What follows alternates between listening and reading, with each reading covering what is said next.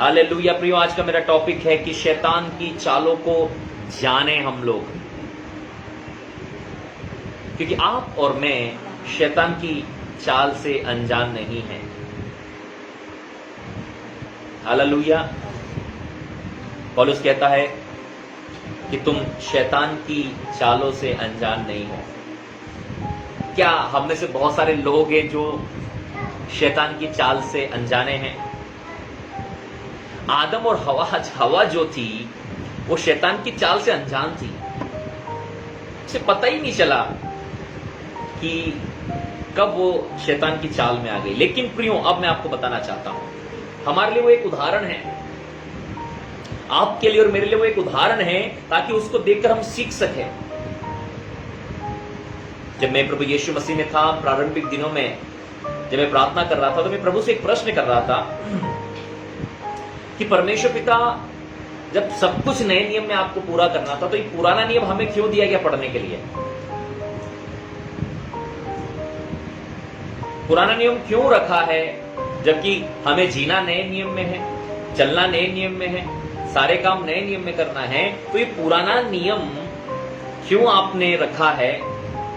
ये जो 39 बुक्स हैं, ये क्यों आपने रखी, जो कि नए नियम से कहीं ज्यादा है, जबकि हमारा 27 बुक्स में काम चलता है? वहीं पर हमारे जीवन में उद्धार है, वही आशीष है, वही चंगाई है, वही छुटकारा, सब कुछ प्रभु यीशु मसीह में परमेश्वर हमारे प्रबंध किया है। तो इस प्रकार का जब प्रश्न था प्रारंभिक दिनों में, तो परमेश्वर ने एक बात मुझसे कही थी कि पुराना नियम मैंने उदाहरण के लिए रखा है, एग्जाम्पल के लिए रखा है, ताकि आप और मैं उससे सीख सकें। ये हमारे लिए एक उदाहरण के रूप में, एक एग्जाम्पल के रूप में रखा है, ताकि हम लोग जाने कि जिस प्रकार आदम और हवा बहकाए गए, अब हमें नहीं बहकना है। क्यों हमारे सामने उदाहरण पेश किए जाते हैं? क्यों हमारे सामने उदाहरण रखे हैं? यदि एक व्यक्ति ठोकर खाता है तो हम बोलते नहीं नहीं भैया सावधान रहना। एक व्यक्ति को हमारे घर में किसी खाने से रिएक्शन हो तो हम बोलते नहीं नहीं सावधान रहना, उसको उस खाने से ऐसा हो गया था। यदि उधर से सड़क खुदी हुई है या पुल टूटा हुआ है, तो दूसरा व्यक्ति आके उधर पुल टूटा हुआ है। एक खास उदाहरण, जब हम एटीएम पर जाते हैं तो एक बंदा एटीएम से बाहर आता है, बोले भैया एटीएम में पेमेंट नहीं है। हालेलुया। और हम भी बिना चेक किए हुए उसकी बात मानते हैं और अपन भी चले जाते हैं दूसरा एटीएम चेक करने के लिए कि शायद इस एटीएम के अंदर में पैसा नहीं है। हालेलुया। ऐसे ही परमेश्वर ने उदाहरण आपके लिए मेरे रखे हैं, ताकि आप और मैं सीख सकें और जान सकें कि शत्रु की चालें क्या हैं और शत्रु किस प्रकार से आपकी और मेरी जिंदगी में काम करता है। वहीं पर है हम लोग इफिसियों की किताब उसके 6 अध्याय पर। जल्दी से निकाले इफिसियों की किताब उसका 6 अध्याय 10 पद से उसे पढ़ना आरंभ करेंगे। इसलिए प्रभु में और उसकी शक्ति के प्रभाव में बलवंत बनो, परमेश्वर के सारे हथियार बांध लो कि तुम शैतान की युक्तियों के सामने खड़े रह सको। बोलो योजना। शैतान की युक्ति और योजना, उसके प्लान, शैतान के प्लान के सामने हमें खड़े रहना है। बस क्या करना है? खड़े रहना है। खड़े रहना है।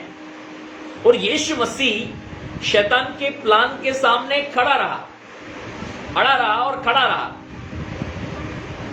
और आप और मैं कब शैतान के प्लान के सामने खड़े रहेंगे? जब आप और मैं परमेश्वर के वचन के साथ खड़े रहेंगे। जब ये वचन आपकी और मेरी जिंदगी में होगा, तभी आप और मैं शैतान की युक्तियों के और योजनाओं के सामने खड़े रहेंगे। आपको पता है शैतान तूफान भी लाता है, शैतान बाढ़ भी लाता है, शैतान आंधी भी लेकर आता है, शैतान भूकंप भी लेकर आता है, शैतान दुर्घटनाएं भी लेकर आता है। आपको क्या लगता है कुछ वो शांत बेटा कुछ नहीं कर रहा है? वो मृत्यु का रचयिता है। Devil is a creator of death. वो मृत्यु का रचने वाला है, लेकिन आपका और मेरा परमेश्वर जीवन देने वाला। He is life. हालेलुया।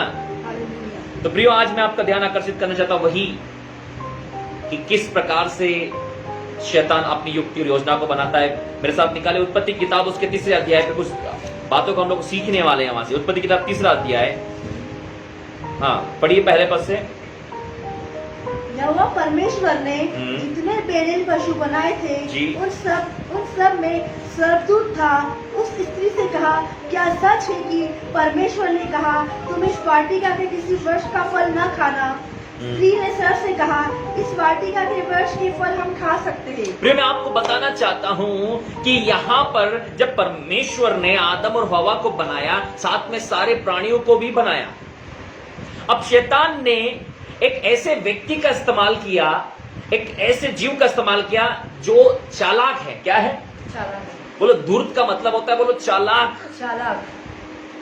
बोलिए चालाक। चालाक। ये क्या है? चालाक। जो धूर्त होते हैं, जो धोखेबाज होते हैं, जो चालाक होते हैं, ये शैतान का टारगेट होते हैं। यदि आपके और मेरे अंदर में यदि धोखे का स्वभाव रहेगा, छल का स्वभाव रहेगा, चालाकी का स्वभाव रहेगा, तो शैतान ऐसे लोगों को इस्तेमाल कर सकता है। क्या कर सकता है? इस्तेमाल कर सकता है।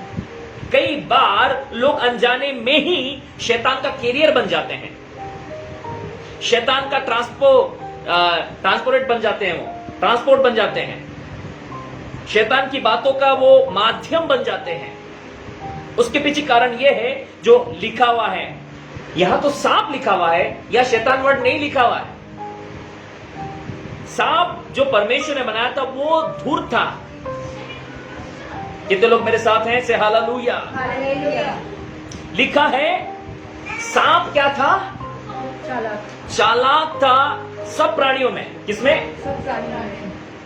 इसका मतलब परमेश्वर ने जितने भी प्राणी बनाए थे उसमें से एकमात्र ऐसा प्राणी था, वो था सांप, जो धूर्त था, चालाक था। इसलिए शैतान ने सांप का प्रयोग किया। किसका प्रयोग किया? शेर का प्रयोग नहीं किया उसने, हाथी का प्रयोग नहीं किया उसने, जिराफ का प्रयोग नहीं किया उसने, मछलियों का प्रयोग नहीं किया उसने, किसी जानवर का प्रयोग, क्योंकि कोई भी जानवर जो परमेश्वर ने बनाया था वो धूर्त नहीं था। उसमें से एकमात्र जो जानवर था वो सांप था, जो चालाक और धूर्त था। और चालाकी और धूर्तता के कारण शैतान ने उसका उपयोग किया। शैतान उसके द्वारा आदम और हवा से बातचीत किया। ये पर्दा मैं आप लोगों के सामने उठा रहा हूं, ध्यान से सुने। शैतान की योजनाओं को जाने। कहीं अनजाने में हम शैतान के माध्यम तो नहीं बन रहे हैं, अनजाने में हम कोई शैतान के कैरियर तो नहीं बन रहे हैं, हम अनजाने में कोई शैतान का वाहन तो नहीं बन रहे हैं कि हम शैतान की बातों को ट्रांसपोर्ट कर रहे हैं, हम शैतान की बातों को डिलीवर कर रहे हैं, हम शैतान की बातों को लेकर जा रहे हैं। यदि हमारे अंदर धूर्तता का स्वभाव रहेगा, हमारे अंदर छल का स्वभाव रहेगा, हमारे अंदर धोखेबाजी का स्वभाव रहेगा, तो याद रखिए डेफिनेटली शैतान आपका उपयोग करेगा। शैतान आपका उपयोग करेगा। और यहां पर सांप का उपयोग करने का कारण यही था क्योंकि वो धोखेबाज था। क्या था? धोखा देने वाला था। इसलिए ही यहां पर शैतान ने सांप का उपयोग किया। आप समझ पा रहे हैं? यहां शैतान वर्ड यूज नहीं कर रहा है बाइबल। यहां लिखा है यहोवा ने जितने बनेले पशु बनाए थे उन सब में सांप क्या था? धूर्त था, धोखेबाज था। और शैतान को ऐसे ही लोगों की तलाश है जिनके द्वारा वो काम करता है। आपको इस बात को समझ लेनी है कि जिस व्यक्ति की बातों में आप आ रहे हैं उसका कैरेक्टर कैसा है। कई बार लोग धोखेबाज लोगों के, व्यभिचारी लोगों के, झगड़ा करने वाले लोगों के, पाप करने वाले, गंदगी करने वाले लोगों की बातें मानते हैं, ऐसे मानते हैं जैसे कोई उनसे संत बात कर रहा है। हर किसी का कचरा अपने अंदर नहीं लेना है आपने। जो व्यक्ति आपसे बोल रहा है, आप इस बात में फोकस करना कि उसका जीवन कैसा है। जो आपके लिए प्रोफेसी कर रहा है, आपको चेक करना है कि उसका जीवन कैसा है। जो आपके लिए प्रार्थना कर रहा है, आपको चेक करना है उसका जीवन कैसा है। जो आपको बातें समझा रहा है, आपको चेक करना है कि उसका जीवन कैसा है। यहां पर सांप हवा से बात कर रहा है। सब बोलिए, सांप हवा से बात कर रहा है। सांप हवा से बात कर रहा है। सांप क्या कर रहा है? हवा से बात कर रहा है।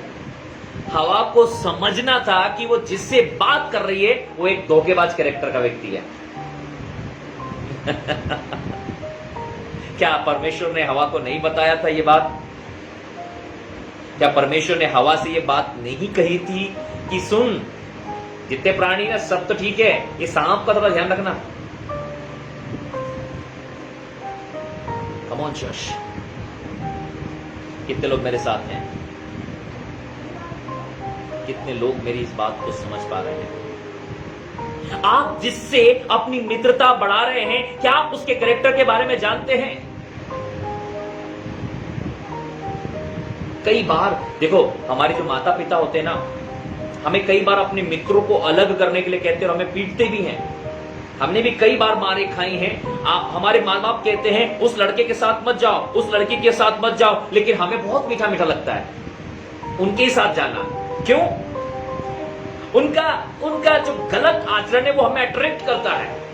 खास करके जब हम टीनेजर्स में होते हैं, जब हम किशोर अवस्था में होते हैं, तब उनका स्वभाव हमको बहुत अट्रैक्ट करता है। लेकिन हमारे माता पिता हमारी धुलाई लगाते हैं, इसलिए लगाते हैं क्योंकि वो जानते हैं उन लोगों के कैरेक्टर्स को और अपने बच्चों को वो सिक्योर करना चाहते हैं ताकि वो उनकी चाल में, उनके जाल में न फंसे। लेकिन आज हम देखते हैं बहुत सारे यंगस्टर्स जो लोग होते हैं वो गलत कामों में, उनको ड्रग्स में, वो नशे में, वो व्यभिचार में, वो हत्या में, वो अलग अलग जुर्म में, अपराधों में क्यों फंसते हैं? क्योंकि उनकी संगति। बाइबल में लिखा है बुरी संगति अच्छे चरित्र को बिगाड़ देती। बोलिए, बुरी संगति अच्छे चरित्र को बिगाड़ देती है। और हवा की बुरी संगति उसके पूरे चरित्र को बिगाड़ दिया। आने वाली पीढ़ियां खराब हो गई। समझ पा रहे हैं आप लोग? उसको, हवा को संगति करने के लिए और कोई नहीं मिला। हवा को संगति करने के लिए शेर नहीं मिला, हाथी से बात नहीं किया उसने, चिड़िया से बात नहीं किया उसने। वो सांप की संगति में आ गई और सांप ने यह भरोसा उसको दिलाया कि मैं बहुत विश्वास योग्य हूं। आजकल रॉन्ग रिलेशनशिप में यह चीज देखी जाती है। लड़का बहुत विश्वास दिलाता, मैं बहुत अच्छा, बहुत अच्छा, बहुत अच्छा, और शादी के बाद पता चलता है ये तो खतरनाक है। Listen carefully people of God, आपको सावधान रहना है। जवान अपनी चाल चलन को किस उपाय से शुद्ध रखे? परमेश्वर के वचन को अपने हृदय में रखने के द्वारा, परमेश्वर के वचन के अनुसार चलने के द्वारा, परमेश्वर के वचन पर मनन करने के द्वारा ही आप और मैं बच सकते हैं। मैं आपको शैतान की चालों को जानने के विषय में प्रचार कर रहा हूं। मैंने आपको एक ही बात अभी बताई है। यहाँ पर सांप और स्त्री के बीच में जो चर्चा चल रही है, उसी बातों से मैं आपको बता रहा हूं कि वह उनका गहराई क्या है, उनकी डेप्थ क्या है और इनके रेवलेशंस क्या है। ये आप और मुझको बहुत जरूरी इन बातों को समझना। सबसे पहले मैं सांप से पर्दा आपका उठा रहा हूं क्योंकि सांप का ऐसा कैरेक्टर था कि शैतान ने उसको इस्तेमाल किया। शैतान किन लोगों को इस्तेमाल करता है? जिनका ऐसा कैरेक्टर होता है। मेरे साथ आप निकाले। मैं आपको एक चीज और बताना चाहता हूं कि यीशु मसीह को जो पकड़वाने वाला था उसका नाम था यहूदा। क्या नाम था? बोले, यहूदा इस्करियोती था। और यहूदा इस्करियोती को क्यों शैतान ने इस्तेमाल किया? आपको पता है इसके पीछे कारण? क्यों यहूदा इस्करियोती को शैतान इस्तेमाल किया? क्यों पतरस को नहीं किया? क्यों यूहन्ना को नहीं किया? क्यों याकूब को नहीं किया? क्यों फिलिप्पुस को नहीं किया? उसके पीछे कारण था मेरे भाई और बहनों, और वो आपके सामने बताना चाहता। मेरे साथ निकालिए आप यूहन्ना रचित सुसमाचार। यूहन्ना रचित सुसमाचार निकालिए।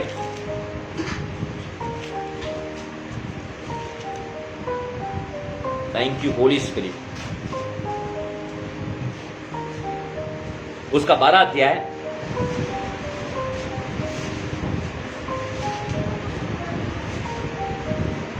उसका 4 वचन से पढ़ेंगे। क्यों यहूदा इस्करियोती ही यीशु को पकड़वाने वाला हुआ? क्यों यहूदा इस्करियोती को ही शैतान इस्तेमाल किया? आप उसका कारण जानिए, पढ़िए। परंतु उसके चेलों में से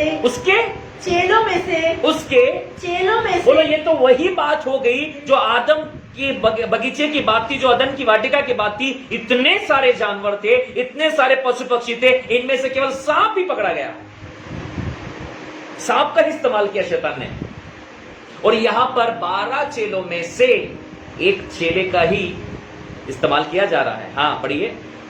परंतु उसके चेलों में से यहूदा इस्करियोती नामक एक चेला, जो उसे पकड़ाने वाला पर था, पकड़वाने पर था, कहने लगा, हाँ, ये इत्र 300 दिनार में बेचकर कंगालों को, यह इत्र 300 दिनार में बेचकर कंगालों को क्यों नहीं दिया गया? और इतनी बात सुनी लोगों ने, अरे वाह यार, यहूदा तो बहुत धर्मी है, और ये तो धर्म की बात कर रहा है, ये तो परमेश्वर के राज्य की बात कर रहा है। आप ध्यान रखिएगा, हर एक व्यक्ति जो परमेश्वर के धर्म की बात करता है, परमेश्वर के राज्य की बात करता है, या परमेश्वर की कार्य की बात करता है, जरूरी नहीं है कि उसका मन भी परमेश्वर के काम में लगा हो, परमेश्वर के राज्य में लगा हो, परमेश्वर के योजनाओं में लगा हो, जरूरी नहीं है।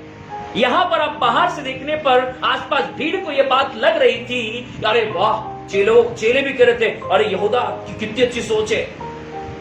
300 दिनार का है, कितना महंगा इत्र है? 300 दिनार। ये कह रहा है कि यह बेचकर कंगालों क्यों नहीं दिया गया? ये स्त्री ने यीशु के पांव पे इत्र डाल दिया, ये बेचकर हम कंगालों की सेवा कर सकते थे। और 300 दिनार इस इत्र की कीमत थी, और 300 दिनार का मतलब होता है, एक दिनार मतलब एक दिन की मजदूरी, मतलब एक महीने का पेमेंट था एक व्यक्ति का। कितने महीने का? एक महीने का पेमेंट उसने क्या किया? यीशु के पांव पर लाकर रख दिया। कई सारे लोग कहते हैं, क्या हम ऐसा कर पाते हैं जैसा इस स्त्री ने किया? लेकिन यहां पर मैं आपको जो सिखा रहा हूं, यहूदा इस्करियोती की बात थी, वो कह रहा था यह बेचकर कंगालों को दे देते। आगे क्या लिखा है? 6 पद। उसने यह बात इसलिए नहीं कही थी, उसे कंगालों की चिंता थी, परंतु इसलिए कही कि वह चोर था। क्या था? क्या था? चोर था। सब कहे क्या था? चोर था। वो क्या था? चोर था। वो क्या था? चोर था। वो क्या था? चोर था। चोरी करना शैतान का स्वभाव था, नेचर ऑफ डेविल। चोरी करना किसका स्वभाव है? शैतान का। चोरी करना किसका स्वभाव है? शैतान का। बोलो, nature of devil. Nature of devil. उसके अंदर किसका स्वभाव था? शैतान का। उसके अंदर कार्य जो थे वो यीशु के थे। सब बोली, कार्य जो थे यीशु के थे। कार्य जो थे वो यीशु के थे। उसका स्वभाव शैतान का था। Hallelujah, hallelujah. उसके जो कार्य थे, आप उससे इस बात को समझ लेते हैं। उसको उस बात की चिंता नहीं थी, कंगालों की चिंता थी, परंतु इसलिए कि वो चोर था। पढ़िए उसको फिर से एक बार। और उसके पास नहीं, फिर से पढ़िए पूरा। उसने ये बात इसलिए नहीं कही कि उसको कंगालों की चिंता थी। उसको कंगालों की चिंता नहीं थी, परंतु इसलिए कि वह चोर था। वो चोर था, और उसके पास उसकी थैली रहती थी। और जो यीशु की मिनिस्ट्री थी, उसका वो ट्रेजरर था। यीशु की मिनिस्ट्री में जो कोई भी लोग भेंट देते थे, वो यहूदा के पास में होती थी, उस थैली में भेंट रखी जाती थी, जिससे कंगालों की, गरीबों की, यीशु की मिनिस्ट्री में जो खाना पानी हुआ करता था, उसके कार्य होते थे। यीशु के ट्रेवलिंग के कार्य होते थे, इसमें मिनिस्ट्री के कार्य हुआ करते थे। और उस थैली में पैसा होता था, और किसी को पता नहीं होता किसने कितना डाला है, और यह थैली में से निकाल लिया करता था। थैली में से क्या करता था? निकाल लेता था। हाँ, और उसमें जो कुछ डाला जाता था वह निकाल लेता था। फिर से। और उसमें जो कुछ डाला जाता था वह निकाल लेता था। फिर से। और उसमें जो कुछ डाला जाता था वह निकाल लेता था। उस थैली में जो कुछ डाला जाता था वो क्या किया जाता था? निकाल लेता था। Listen carefully people of God, यहाँ पर यहूदा का कैरेक्टर ही शैतान का कैरियर बना। बोलो, यहूदा का कैरेक्टर ही शैतान का कैरियर बना, माध्यम बना, डिलीवरी एजेंट बना, ट्रांसपोर्ट बना। हालेलुया। बोलो, शैतान, यहूदा का कैरेक्टर, उसका नेचर शैतान के लिए दरवाजा खोला। बाकी 11 में नहीं घुस पाया वो। 11 में ट्राई किया उसने, टक टक टक टक टक टक टक टक, फिर उसको एक व्यक्ति मिला। यहूदा क्या है? चोर है, और चोर चोर मौसेरे भाई हैं। शैतान बोला, तू तो मेरा भाई है, आजा बेटा, तू तो मेरा भाई है। तू तो मेरा भाई है, तू मेरा काम करेगा। Hallelujah, hallelujah. आपको इस बात को समझनी है। आप सोचते कई बार, रे भैया शैतान ने क्यों यहूदा इस्करियोती को इस्तेमाल किया, बाकी लोगों को भी इस्तेमाल, एक बार इस्तेमाल किया उसने पतरस को, लेकिन यीशु ने उसको पकड़ के धोया, तुरंत अकल आ गई इसको। पतरस को क्या हो गई? तुरंत अकल आ गई। क्या हो गया? अकल आ गई। लेकिन यहूदा को अकल नहीं आ रही थी। हालेलुया। हालेलुया। मैं बताता हूं कैसे हम इस्तेमाल करते हैं, शैतान लोगों को इस्तेमाल करता है। मेरे साथ निकालिए आप सब जल्दी से, मत्ती रचित सुसमाचार 18 अध्याय।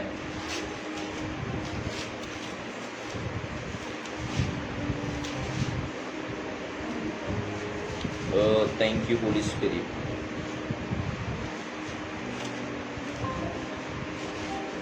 मत्ती रचित सुसमाचार 18 अध्याय उसका 21 पद से हम लोग देखेंगे। तब पतरस ने पास आकर उससे कहा, हे प्रभु, यदि मेरा भाई अपराध करता रहे तो मैं कितनी बार उसे क्षमा करूं? सॉरी 16 अध्याय, माफ कीजिएगा, 16 अध्याय 21 पद से। उस समय से यीशु अपने लोगों चेलों को बताने लगा, उस समय से यीशु अपने चेलों को बताने लगा, अवश्य है, कंफर्म है, मैं यरूशलेम को जाऊं, यरूशलेम को मैं जाऊंगा और पुरनी और प्रधान याजकों और शास्त्रियों, पुरनीय प्रधान और याजकों के हाथ पकड़वाए जाऊं, के हाथ में बहुत दुख उठाऊं, हाँ। और मार डाला जाऊं, और तीसरे दिन जी उठूं। इस पर पतरस उसे अलग ले जाकर छिड़कने लगा। पतरस क्या करने लगा? छिड़कने लगा। पतरस क्या करने लगा? छिड़कने लगा। पतरस बोला, नहीं प्रभु, तू तो हमारा राजा है, अब हम सरकार बनाएंगे, और सरकार बनाकर हम लोग क्या करेंगे? रोमियो को अपने पास से निकाल देंगे। यीशु मसीह के समय में रोम शासन करता था यरूशलेम पर। सब बोलिए, रोम शासन करता था यरूशलेम पर, और यहूदी लोग रोमियो के अधीन थे। क्या थे? तो ये बार बार बगावत करते थे ताकि उनका शासन खत्म हो। अब यीशु आ गया, चेलों ने भी सोचा यीशु राजा बनेगा, हम मंत्री बनेंगे, हमारा राजपाट होगा, और रोमी का शासन खत्म होगा और यीशु का शासन शुरू होगा। तो उसकी सोच जो थी वो मानवीय थी, लेकिन यीशु हमेशा अपने लोगों का ध्यान आत्मा की ओर, स्वर्ग की ओर आकर्षित करते थे। लिखा है, जब यीशु ने बोला मैं मार डाला जाऊंगा, पतरस को बिल्कुल बात हर्ज नहीं। पतरस बोला, अरे प्रभु क्या कर रहे हो, मछली का धंधा भी खत्म कर दिया तुम्हारे चक्कर में, हम ना तो घर के रहेंगे ना घाट के। प्रभु जी ऐसा मत बोलो, लोगों के सामने सब भड़क जाएगी, भीड़ भाग जाएगी। क्या हुआ? क्या लिखा है? इस पर अलग ले जाकर छिड़कने लगा। क्या करने लगा? अलग ले जाकर छिड़कने लगा। क्या छिड़कने लगा? यीशु को वो अलग जाकर, नहीं प्रभु ऐसा नहीं होगा। हाँ, हे प्रभु परमेश्वर ना करे, परमेश्वर न करे ऐसा तेरे साथ ऐसा कभी ना होगा, तेरे साथ ऐसा कभी ना होगा। हाँ। उसने मुड़कर पतरस से कहा, हे शैतान, क्या?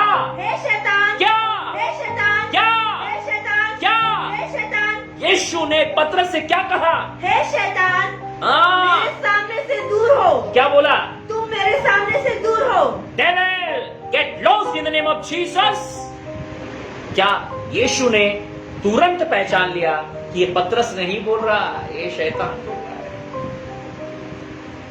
क्या आप अपने मित्र की बात समझ पाते हैं? ये पतरस नहीं बोल रहा, ये मेरा पापा नहीं बोल रहा, ये मेरी मम्मी नहीं बोल रही, मेरी सास नहीं बोल रही, मेरा ससुर नहीं बोल रहा, मेरा पति नहीं बोल रहा, मेरी पत्नी नहीं बोल रही, मेरा भाई नहीं बोल रहा, मेरी बहन नहीं बोल रही, मेरे बच्चे नहीं बोल रहे, मेरा बॉस नहीं बोल रहा, मेरा फ्रेंड नहीं बोल रहा है, ये ऑटो ड्राइवर नहीं बोल रहा है, बस में आप बैठे हो बस का मालिक नहीं बोल रहा है, ये शैतान है जो उनके द्वारा बोल रहा है। बोलो, यीशु ने तुरंत पहचान लिया। यीशु ने तुरंत पहचान लिया। हवा नहीं पहचान पाई। हवा नहीं पहचान पाई। से हालेलुया। हालेलुया। यीशु ने बोला तुरंत पहचाना, लेकिन हवा पहचान नहीं पाई, आदम पहचान नहीं पाया। इसलिए उदाहरण हमें बाइबल में दिए हैं। बाइबल में ये चीजें इसलिए लिखी गई हैं ताकि हम समझ जाएं। लेकिन अब भी हम में से बहुत सारे लोग ऐसे हैं जो धोखा खा जाते हैं इन बातों को लेकर कि मुझे चर्च रोकने वाला मेरा पापा नहीं है, मुझे चर्च आने से रोकने वाला, लाइव मीटिंग अटेंड करने से रोकने वाला कोई और व्यक्ति नहीं, केवल और केवल शैतान है। शैतान ही है जो आपको लाइव मीटिंग अटेंड करने से रोकता है। शैतान ही आपको बीच मैसेज से उठाकर लेकर जाएगा। शैतान ही है जो आपको इधर उधर भटकाएगा, आपके ध्यान को भटकाएगा। शैतान ही है जो अपने गंदे बीजों को डालेगा। आपने तुरंत झिड़कना है, शैतान दूर हो। मुझे अभी तक भी यह बात समझ में नहीं आती कि विश्वासी लोग शैतान का सामना और विरोध करने से पहले, उसको झुड़कने से पहले किस बात का इंतजार करते रहते हैं। किस बात का इंतजार करते हो शैतान को पीटने से पहले? आपके घर के अंदर सांप घुसेगा तो आप इंतजार करोगे क्या? किसानों के खेत में जब आवारा पशु घुस जाते हैं, जंगली जानवर घुस जाते हैं, तो किसान इंतजार करता है क्या? डंडा उठाकर देता है, दे दनादन। किस बात का हम इंतजार करते हैं? यीशु ने तुरंत जवाब दिया, यीशु ने इंतजार नहीं किया। मेरे साथ बोलो, यीशु ने वेट नहीं किया, यीशु ने वेट नहीं किया, यीशु ने इंतजार नहीं किया, यीशु ने इंतजार नहीं किया, टाइम का नहीं, टाइम का नहीं, अकेले में ले जाता, अकेले में ले जाता। ये बाद में बोलता पतरस बात तो सही बोल रहा है यार जो। क्यों चलो बाकी के पतरस ठीक कह रहा है? हाँ हाँ हाँ हाँ प्रभु, हाँ पतरस बिल्कुल सही बोल रहा है। तुरंत यीशु मसीह ने पतरस को जवाब दिया, तुरंत। क्या लिखा है यहां पर? उसने मुड़कर, हाँ, उसने मुड़कर पतरस से कहा, हे शैतान मेरे सामने से दूर हो। यहां पर बहुत सारे लोग सोचते हैं कि यीशु मसीह पतरस से बात कर रहे थे। मैं आपसे कहना चाहता हूं, यीशु मसीह पतरस के अंदर जो शैतान था, उसका जो उसके अंदर जो शैतान का बीज आ रहा था, उसके अंदर शैतान का जो कैरेक्टर आ था, यीशु मसीह उस पर हमला कर रहे थे। समझे आप इस बात को? ये बहुत गहराई की बातें हैं। यीशु मसीह पतरस के स्वभाव से बातचीत कर रहे थे। पतरस के उस ख्याल से, जो विचार उसके अंदर उत्पन्न थे, पतरस का उस विचारों से यीशु मसीह सामना कर रहे थे। लेकिन पतरस से तो वो मोहब्बत कर रहे हैं, लेकिन पतरस के अंदर जो शैतान बीज डाल रहा है, वो उसको झुड़क रहा है कि ये शैतान, वो मेरे सामने से दूर हो, क्योंकि ये पतरस का स्वभाव नहीं है। ये पतरस के अंदर शैतान का स्वभाव बोल रहा है। ये पतरस के अंदर जो कैरेक्टर डेवलप हो रहा है, शैतानिक है। हमें जानना है, हमारे पति पत्नी, हमारे घर परिवार, बाल बच्चों के अंदर जो कैरेक्टर डेवलप हो रहा है, हमें तुरंत उसका विरोध करना है। हे बेटा, ये गलत है। चोरी करना, झूठ बोलना, व्यभिचार करना, गंदे चित्र देखना, ये गलत है। हमें तुरंत झिड़कना है। लेकिन हम इंतजार करते रहते हैं समय का, और वो बीज बढ़कर पेड़ बन जाता है। प्रभु ने मुझे बताया इस चीज के बारे में कि आदम और हवा के सामने क्या हो रहा था कि शैतान ने जो बीज लगाया था, वो बीज उसके अंदर पेड़ बन गया। आदम हवा के अंदर में शैतान ने एक बीज लगाया, वो था लालसाओं का बीज। उसने लालसा का एक बीज डाला। हवा, फल तो बहुत खूबसूरत है। पहले इधर का फल देखा, ये देखो ये वाला, ये देखो वो वाला, अरे वो वाला फल देखो, अरे देखो ब्लू वाला, अरे देखो व्हाइट वाला फल, अरे ग्रीन वाला सफल, अरे ये कौन सा है? हाँ, हवा ने बोला नहीं नहीं नहीं नहीं, नो नो नो, ये फल को प्रभु ने मना किया। क्यों? सब तो अच्छे फल हैं, फल तो फल होता है। सब बोलते हैं ना, खाना तो खाना होता है, पानी तो पानी होता है, फल तो फल होता है। अरे भैया, सब एक जैसा नहीं होता। वाटिका में बहुत प्रकार के फल थे, लेकिन एक फल डिफरेंट था। आप भी इस संसार की वाटिका में बहुत सारे फलों के बीच में एक फल है जो डिफरेंट है। कम ऑन चर्च, ये संसार के सारे फलों के बीच में हम लोग एक जीवन का फल है। We are different. सब एक जैसा नहीं होता। अरे सब एक जैसा होता, सब एक जैसा नहीं होता। शैतान का सबसे बड़ा झूठ है, सब एक जैसा है। कहीं पर भी चले सब एक जैसा है, कोई सा भी लाइव देख लो सब एक जैसा है। नो नो नो नो, सब एक जैसा नहीं है। हमें सावधान रहना है, कहीं वो बीज ना आ जाए। यीशु ने क्या कहा 23 पद में? उसने मुड़कर पतरस से कहा, हे शैतान मेरे सामने से दूर हो, तू मेरे लिए ठोकर का कारण है। हाँ। क्योंकि तू परमेश्वर की बातों पर नहीं, परंतु मनुष्य की बातों पर मन लगाता है। किसकी बात पर? मनुष्य की बात पर पतरस मन लगा रहा है। प्रियो याद रखिए, शैतान आपको कब इस्तेमाल करेगा? बोलो दूसरी बात, शैतान आपको कब इस्तेमाल करेगा? शैतान आपको कब जब इस्तेमाल आप करेगा? मनुष्य की बातों पर मन लगाना जब शुरू आप करेंगे। मनुष्य की बातों में मन लगाते हैं। शैतान बोलेगा अब आया ऊंट पहाड़ के नीचे। अब ऊंट जो है वो पहाड़ के नीचे आ चुका है, क्योंकि अब ये मनुष्यों की बातों पर मन लगा रहा है। किसकी बातों पर मन लगा रहा है? मनुष्यों की बातों पर मन लगा रहा है ये व्यक्ति। अब ये मेरा कैरियर बन रहा है, अब ये मेरा ट्रांसपोर्ट बन रहा है, अब ये मेरा डिलीवरी एजेंट बन रहा है, अब ये मेरे काम को अंजाम देगा। बोलो शैतान पृथ्वी पर अपने आप कुछ नहीं कर सकता। पृथ्वी पर अपने उसे एक व्यक्ति चाहिए जिसके द्वारा वो काम करे।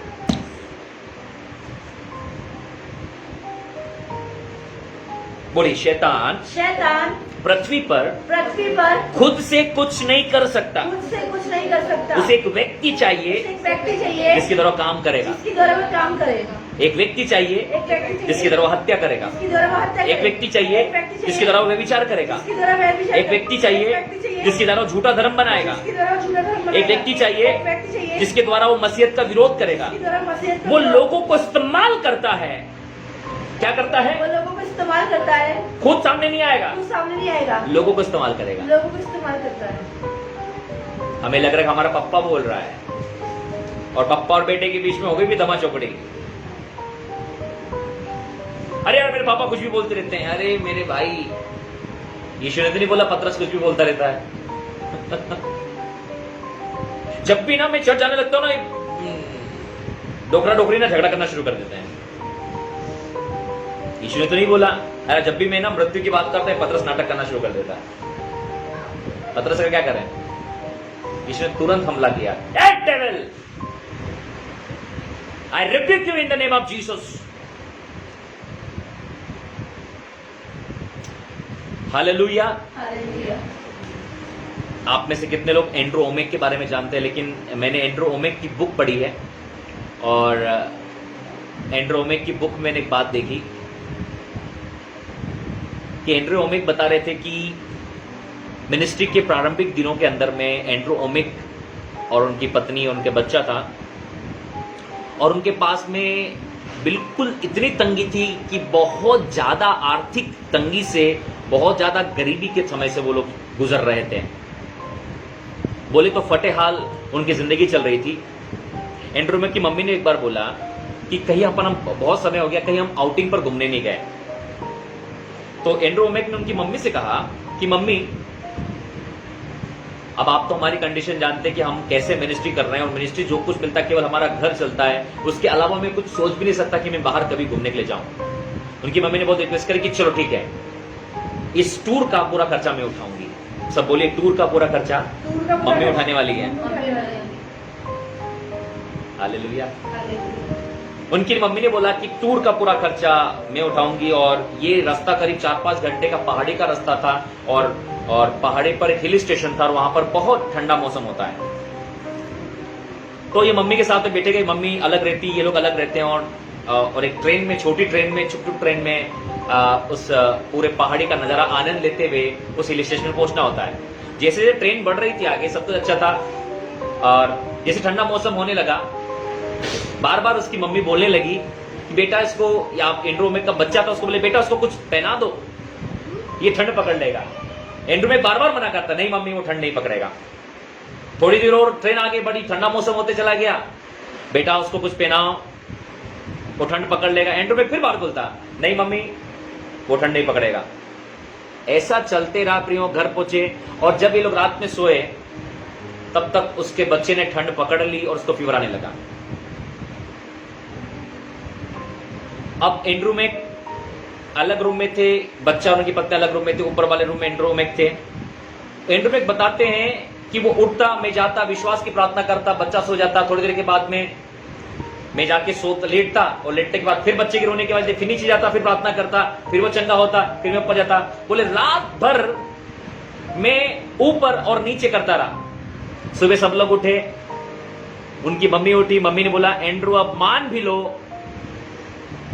कि उसे ठंड ने पकड़ लिया है, कोल्ड हो गया उसको। एंड्रू ओमेक ने गुस्से के साथ ऐसा उंगली उनकी मां के सामने करी और कहा, शैतान मैं तेरे वर्ड्स को कैंसिल करता हूं, यीशु मसीह के नाम से अभी इसी वक्त मेरी मां को छोड़कर चला जा। और जब ऐसा बोला उसके बाद पूरे 3 दिन टूर पर उनके बच्चे को कोई गोल्डन कप नहीं था। Hallelujah, hallelujah, hallelujah. उनकी मम्मी थोड़ी नाराज रही मेरे इस रवैये को, लेकिन उन्होंने उसकी मम्मी से माफी मांगते हुए कहा कि मम्मी मैं तुमसे नहीं कहा, लेकिन जो तुम्हारे नेगेटिव वर्ड्स हैं मैंने इनके विरोध में काम किया, क्योंकि जब हम नेगेटिव वर्ड्स रिलीज करते हैं तो वो एक बीज की तरह काम करते हैं और वो पैदा होते हैं। और एंड्रू मैक ने सेम जो पतरस ने यीशु मसीह ने पतरस के साथ किया था, उसने वही शैतान के कार्य को अंजाम दिया और उसका बेटा उस पूरे टूर के अंदर में भला चंगा और स्वस्थ था। से हालेलुया, से हालेलुया, से हालेलुया। अक्सर प्रियो हम भी मनुष्य की बातों पर ज्यादा गौर करने लगते हैं और ये हमारी जिंदगी में प्रॉब्लम के लिए रखता है। अरे ऐसा मत करो, तुमको भी कोरोना पकड़ लेगा, तुमको ब्लैक फंगस पकड़ लेगा, तुमको ये पकड़ लेगा, वो पकड़ लेगा, ऐसा हो जाएगा, वैसा हो जाएगा, अब क्या होगा, अब क्या होगा, अब क्या होगा, हम भी आर्थिक तंगी से गुजरेंगे क्या। मैं आपसे बताना चाहता हूं, मुझे अक्सर एक बात याद आती है जब से लॉकडाउन हो रहा है प्रियो, याद रखिए एक लॉकडाउन फुल्ली लॉकडाउन हुआ था प्रियो इजराइल के अंदर में, और 3.5 साल के लिए लॉकडाउन था, लेकिन बाइबल बताती एलिया खा पी के मोटा ताजा हो रहा था। Hallelujah, hallelujah. बोलो पूरा इजराइल भूख के मर रहा था, पूरा इजराइल प्यास से मर रहा था। वहां पर एलिया 5 स्टार होटल से माल खा रहा था। 5 स्टार से बोलो पहाड़ों से बहने वाला पानी, जिसका 1 लीटर का कीमत जो होता है, वो इंडिया के अंदर में 600 रुपया। सब बोले 600 रुपया। 600 रुपये लीटर का पानी पी रहा था एलिया। 1 लीटर पानी कितने का? 600। सोचो, लोगों को पानी देखने नहीं मिल रहा था और एलिया ना 600 रुपए लीटर का पानी पी रहा था अकाल में। क्यों नहीं समझ रहे हो आप? हम तो बोले प्रभु अकाल में बस 1 लोटा पानी पिला दे प्रभु। प्रभु तो सोच रहा हो 600 रुपए वाले लीटर का बाटल किसके लिए रखा मैंने प्रभु। अरे मेरे भाई और बहनों गौर करो, हम किसकी बातों पर मन लगाते हैं। जब ज्यादा अंधकार होता है, सोचो जुगनू उसी समय ज्यादा चमकते हैं, रोशनी उसी समय ज्यादा चमकती है। और याद रखिए, अंधकार की इतनी ताकत नहीं कि वो रोशनी को छुपा सके। कितना भी अंधकार कर दो, एक लाइट ही काफी उसको भगाने की। कितना भी अंधकार होगा, लाइट को नहीं दबा सकता कभी भी वो। लाइट तो दिखेगी। यही खासियत है ज्योति के अंदर में। कितनी बड़ी अंधेरी रात होती है, आप छोटा सा माचिस का तनका जलाते हैं, वो भी आपको दिखाई देने लगता है, वो ज्यादा दिखाई देने लगता है। तो यीशु मसीह यही बात कहते हैं। यीशु मसीह ने पतरस को डांटा, वो पतरस को नहीं डांट रहे थे, लेकिन उसके अंदर जो शैतान का कैरेक्टर आ रहा था, उसके अंदर शैतान का स्वभाव आ रहा था, वो शैतान का ट्रांसपोर्ट बन रहा था।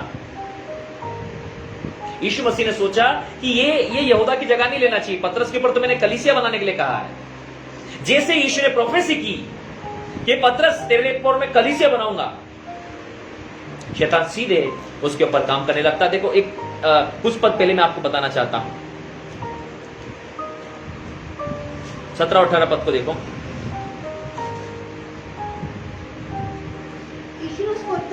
यीशु ने पतरस को उत्तर दिया, हे शमौन, योना के पुत्र, तू धन्य है। तो क्या है? धन्य है, क्योंकि मांस और लहू ने नहीं, परंतु मेरे पिता ने जो स्वर्ग में है ये बात तुझ पर प्रकट की है। वेरी गुड, आगे। और मैं तुझसे कहता हूँ कि तू पतरस है। क्या है? तू पतरस है। क्या है? तू पतरस है। पतरस का मतलब पतरस एक छोटा पत्थर। एक छोटा पत्थर। सब बोलिए, पतरस का मतलब पतरस का मतलब एक छोटा पत्थर। एक छोटा पत्थर। एक छोटा पत्थर है तू। छोटा पत्थर। पतरस, अभी तू एक छोटा पत्थर है।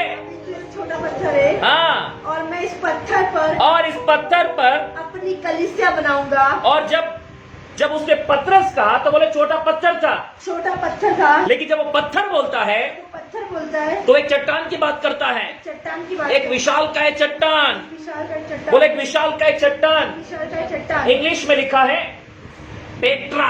बोल, सब बोलिए पेट्रा। सब बोलिए पेट्रा। पेट्रा का मतलब विशाल चट्टान। विशाल चट्टान बना दूंगा। यदि आज आप एक छोटे पत्थर हैं, यीशु आपको बोलता है तू एक विशाल चट्टान है जिस पर मैं अपनी, हाँ आगे, और मैं तुझसे कहता हूँ कि तू पतरस है और मैं इस पत्थर पर अपनी कलीसिया बनाऊंगा। हाँ, और कलीसिया का जो अर्थ है, कलीसिया जो है वो ग्रीक के इक्लीसिया वर्ड से निकला है, और इक्लीसिया का मतलब होता है चुने हुए लोग। सब बोलिए, इक्लीसिया बनाऊंगा। इक्लीसिया का मतलब चुने हुए लोग।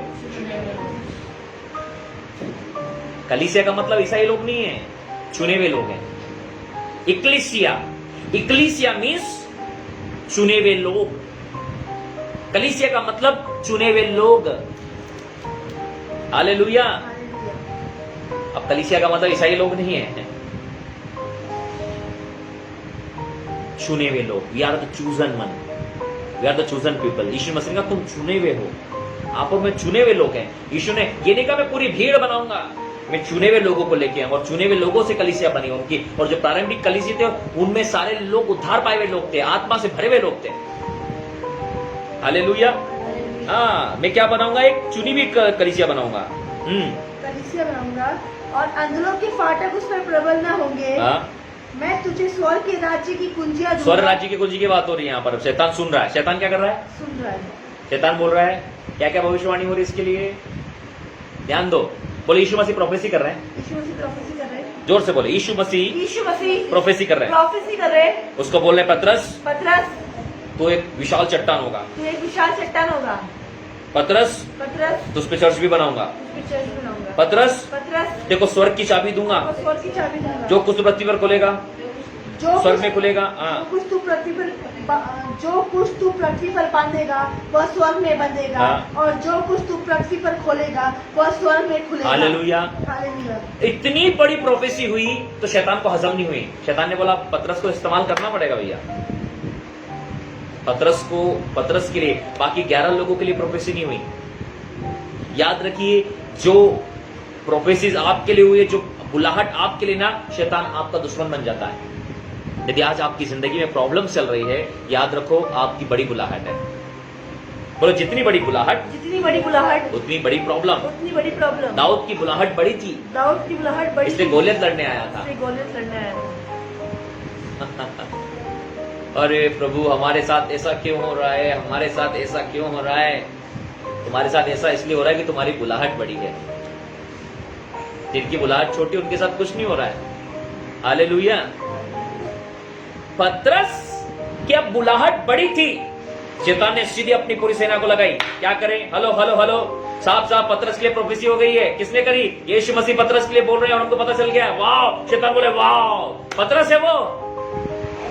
पतरस के विरोध में सारी सेना इकट्ठी करो। हमें क्या करना होगा? साहब पतरस का मुंह ज्यादा चलता है। तो बोलो फाइलें खोली गई। सब बोलो फाइल खोली।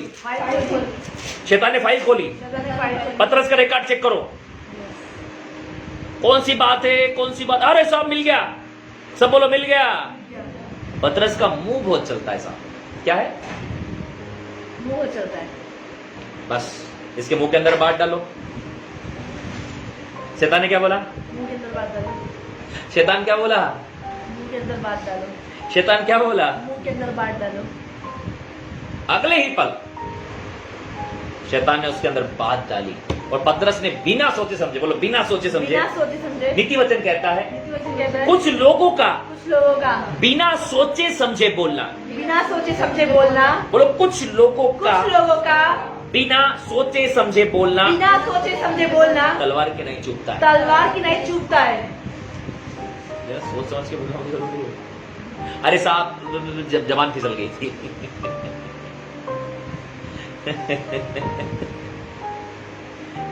हालेलुया। कुछ लोगों का बिना, नीति वचन कहता है कुछ लोगों का बिना सोचे समझे बोलना तलवार के समान है। कैसे? कचा। हमें पता ही नहीं चलता, काट डाला, मार डाला, पता चलता क्या? नहीं। लेकिन हम ये बात नहीं समझ पाते कि सामने वाले पे क्या होगा। यीशु ने बोला भैया तुम मेरे को नहीं सिखाएगा शैतान, मैं काटूंगा तुझे। हालेलुया। और अगले ही पल जब यीशु मसीह ने अपने जीवन के बारे में प्रोफेसी की, सीधे शैतान ने पतरस के अंदर में विचार डाला। क्या करना है? सब कुछ नहीं। शैतान ने बोला पतरस के अंदर विचार डालो और शैतानी सेना ने पतरस के अंदर विचार डाले और पतरस ने बिना सोचे समझे, सब बोले 2 बार, बिना सोचे समझे, बिना सोचे समझे, बिना सोचे समझे बोल दिया। बोल दिया। और ये अच्छा रहा कि उसने बोला और यीशु मसीह वहीं थे और यीशु ने फटकारा और शैतान उसी वक्त पतरस को छोड़कर भाग गया। और पतरस को छोड़कर चला गया। तब उसने देखा अगला व्यक्ति कौन है इस टीम में। अगला व्यक्ति जो है वो यहूदा इस्करियोती, वो क्या है इसके पास में, रिकॉर्ड चेक कर। बोलो सारे चेलों के रिकॉर्ड चेक हो रहे थे। सारे चेलों के रिकॉर्ड चेक हो रहे थे। क्या हो रहे थे? रिकॉर्ड चेक हो रहे थे। अगला कौन है? साहब यहूदा। क्या है ये? साहब चोर है। अगला कौन है? यहूदा। क्या करता है? साहब ये चोरी करता है, ले लो काम में। शैतान क्या बोला? प्रियो, जब तक आप और मैं शैतान को अवसर नहीं देंगे वो कुछ भी नहीं कर पाएगा। बोलिए, वो कुछ नहीं कर पाएगा। वो कुछ नहीं कर पाएगा। वो कुछ भी नहीं कर पाएगा। वो कुछ भी नहीं कर पाएगा। यीशु मसीह कहते हैं इस संसार का ईश्वर आता है, इस संसार का हाकिम आता है, लेकिन सुन लो उसका मेरे पास कुछ भी नहीं है। क्या बोलता हो? हमारे जीवन भी ऐसा ही होना चाहिए कि हम कहें शैतान तेरा कुछ भी नहीं है। याद रखो, यदि हमारी जिंदगी में शैतान का कुछ भी मटेरियल है ना, वो लेने आएगा। जैसे हमारे मित्र पड़ोसी होते ना, भैया वो आपको कटोरी दी थी ना, वो आई नहीं अभी तक घर पे वापिस। भैया वो कटोरी में सब्जी जो दी थी ना, वो काफी दिन हो गए भैया, अब तो साल चेंज हो गया, पिछले लॉकडाउन में दी थी, यह लॉकडाउन आ गया है। शैतान भी बोलता भैया वो माल दिया था ना आपको, डिलीवरी नहीं करी आपने अभी तक। हालेलुया। बोलो जब तक शैतान का हमारे अंदर कुछ रहेगा, शैतान का हमारे अंदर कुछ वो रहेगा, बार बार आएगा। कई सारे लोगों के लिए हम थक गए दुआ कर करके कि भूत निकल जाए तुम्हारा। भूत नहीं निकलता उनका। क्यों? उसका कारण ये है कि कुछ तो रखा होगा शैतान का। यदि आप प्रार्थना करा करा के थक गए, आप पादरी बदल कर पादरी की कैपेसिटी अजमा के थक गए, अरे ये पादरी से भूत निकला, इसकी सामर्थ कम है, वो पादरी से भूत उसकी, अरे मेरे भाई मेरी बहन, तू चेक तो कर ले एक बार कि शैतान का कुछ रख के तो नहीं बैठे हैं। कोई फोटो, कोई माला, कोई ताबीज और कोई अंगूठी, कुछ न कुछ तो रखे रखता है आदमी, कुछ न कुछ तो रखे रखता है, दिल की किताबों में बंद रखता है कुछ चीजें। क्या किसी को क्षमा नहीं किया? क्या कड़वाहट तो नहीं किसी के प्रति मन में? नहीं होगा डिलीवरेंस। जाओ जितनी मर्जी हो प्रार्थना करा लो, किसी से भी प्रार्थना करा लो, जाओ। क्यों? क्योंकि यदि उसका कुछ है, बोलिए मेरे साथ में, यदि उसका कुछ है, यदि उसका कोई कुछ है, यदि उसका कोई कुछ है, तो वो आएगा लेने, वो आएगा लेने, बार बार आएगा, बार बार आएगा। 10 बार भगाओ 10 बार आ जाएगा। समझ लो आप। इसलिए केयरफुल रहें। शैतान का हमारी जिंदगी में कुछ नहीं। यीशु की बात मुझे बहुत पसंद है जब उसने कहा था इस संसार का हाकिम, अंधकार का हाकिम आता, लेकिन मेरे पास उसका कुछ नहीं है, मेरे पर उसका कोई अधिकार नहीं है। हालेलुया। शैतान तभी आपके ऊपर अधिकार चला सकता है जब आपने उसका कुछ ले लिया है। हमने कुछ शैतान का ले रखा है क्या? शैतान का कर्जा तो नहीं खाया हमने। हालेलुया। अब यहां पर देखिए जो आपको मैं सिखा रहा हूं प्रियो, कि क्या लिखा है यहां पर, क्योंकि परमेश्वर की बातों पर नहीं परंतु मनुष्य की बातों पर मन लगाता है। आज मैं आपको कहना चाहता हूं प्रियो, परमेश्वर की बातों पर मन लगाना है, मनुष्य की बातों पर मन नहीं लगाना है। आज आपका और मेरा मन किन बातों पर लगा है? लिसन केयरफुली मेरे भाई और बहनों, ध्यान से देखें, ध्यान से सुने कि हमारा मन किन बातों पर लगा है। जहां हम अपना मन लगाएंगे प्रियो, वहीं परमेश्वर काम करेगा। किन बातों पर हमने मन लगाया है? यदि हमने परमेश्वर की बातों पर मन लगाया है मेरे भाइयों बहनों, तो परमेश्वर कार्य करेगा। यदि गलत बातों पर मन लगाया है तो शैतान काम करेगा। इसलिए यीशु मसीह पतरस को तुरंत डांटे कि पतरस, इतनी बड़ी भविष्यवाणी हुई है, कई लोगों के लिए भविष्यवाणी हुई है, कई भाइयों बहनों की अच्छी बुलाहटें हैं, लेकिन वो परमेश्वर की योजनाओं में न रहने के कारण संसार की योजना में फंस जाते हैं। वो संसारिकता को डेवलप करने में लगे रहते हैं, इससे बजाय वो आत्मिकता को डेवलप करें। क्या लिखा है यहाँ पर? क्योंकि तू परमेश्वर की बातों पर नहीं, क्योंकि तू परमेश्वर की बातों पर नहीं, हाँ। मनुष्य की बातों पर मन लगाता है। मनुष्यों की बातों पर मन लगाता है। ये दूसरा सबसे बड़ा काम है शैतान का एजेंट बनने का, शैतान का ट्रांसपोर्ट बनने का, शैतान का डिलीवरी एजेंट बनने का, शैतान का माध्यम और कैरियर बनने का। दूसरा सबसे बड़ा रीजन है कि जब एक व्यक्ति परमेश्वर की बातों से हटकर शैतान की बातों पर, संसार की, मनुष्य की बातों पर मन लगाने लगता है। तो ये हमारे व्यक्तिगत उदाहरण है, व्यक्तिगत उदाहरण है हमारे पास में, ये व्यक्तिगत अनुभव है हमारे पास में। एक व्यक्ति बहुत अभिषेक में बह रहा है, एक व्यक्ति बहुत खुदा में बढ़ रहा है, वो बाइबल पढ़ रहा है, प्रार्थना कर रहा है, लेकिन जैसे ही, ये तो बताओ मैं आपको, पिछला लॉकडाउन था, सब बोली पिछला लॉकडाउन था, हमें याद है, पूरी दुनिया घर में थी, हम भी घर में थे, हमारा परिवार भी घर में था, सामने लाइव था, पूरा दिन लाइव देखते थे, फैसला कर लिया अब तो हम सेवकाई करेंगे, प्रार्थनाएं चल रही है, आराधनाएं चल रही है, लाइव मीटिंग चल रही है, चलते रहा, मार्च चला, अप्रैल चला, मई चला, जून चला, जुलाई आ गया। सरकार ने बोला 1 जुलाई से लॉकडाउन खुल रहा है। बस 2, 4, 8, 15 दिन के अंदर सारी आत्मिकता चली गई। 2, 4, 8 दिन के अंदर में सारी आत्मिकता चली गई। जहां लाइव मीटिंगों में हजारों की तादाद में व्यूअर्स होते थे, अब 1000 के अंदर ही सिपट गए। क्या कारण इसके पीछे? अरे साहब, पादरी साहब, आपका अभिषेक कम हो गया है, पादरी साहब शायद ये हो गया। अरे मेरे भाई, अभिषेक कोई क्या मीटर लगा के लेवल चेक करना होता है क्या? 5 मीटर पानी भर दिया, 6 मीटर पानी भर दिया। अभिषेक का स्तर जो है वो जंग के मैदान में पता चलता है कि दाऊद के अंदर कितना अभिषेक था कि वो गोलियत को मारे, जबकि दुनिया चिल्ला रही थी अरे ये क्या करेगा बच्चा। लेकिन बच्चे के अंदर खुदा ने ऐसा अभिषेक डाला था जो गोलियत को तोड़े। लेकिन जो जंग में खड़े हुए थे ना मानवीय सोच वाले लोग, वो डर के भाग रहे थे, अरे भागो रे गोलियत आया। ये गया जो अभिषेक से भरा बंदा था, जिसे लोग कह रहे थे तो बच्चा है। बड़ी मेजोरिटी देखकर अभिषेक काम नहीं करता मेरे भाइयों बहनों। एक जंगल से निकला हुआ बच्चा जो आया था, उसने गोलियत को मार गिराया था। मेरे साथ कहिए hallelujah, hallelujah, hallelujah, hallelujah, hallelujah. Hallelujah. हमें इस बात को समझना है कि किस प्रकार शैतान हमारा ध्यान मनुष्य की बातों पर लगाता है। मैं आपको बताना चाहता हूं, फिर से लॉकडाउन खुलेगा आपके यहाँ, फिर से सब कुछ दुनिया जो की त्यों होगी, फिर से दुनिया फिर से चलने लगेगी। लोग पुरानी बातें भूलेंगे और फिर से मॉल्स खुलेंगे, फिर से सिनेमा घर खुलेंगे, फिर से हिल स्टेशन घूमेंगे खुलेंगे। तो मैं आपको बताना चाहता हूं कि हमें सावधान रहना है कि हमें जाना तो है लेकिन उनसे मन नहीं लगाना है। मैं नहीं कहता आपको कि आप घूमने मत जाइए, मैं नहीं कहता आपको कि आप खाने मत जाइए, मैं नहीं कहता आपको कि आप शॉपिंग करने मत जाइए, लेकिन मैं आपको कहना चाहता हूं कि इन सब के चक्कर में आप परमेश्वर को मत छोड़कर जाइए। Hallelujah, hallelujah.